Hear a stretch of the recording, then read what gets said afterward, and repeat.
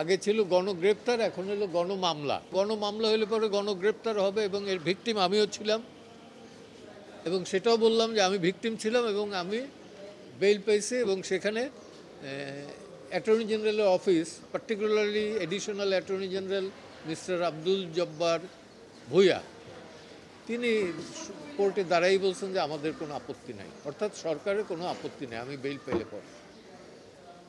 তো সেটা আমি কোর্টকে বলছি যে আমি তো ছিলাম, এ আছে 84-এ, 156 অ্যাকিউজডের ভেতর, আমি ছিলাম 180-র ভেতরে 94-এ। তো এই হলো পার্থক্য। তো এখনও যে মামলা কমছে আমি দৃশ্যমান আমার কাছে না, মামলা চলছে গণহারে এবং একই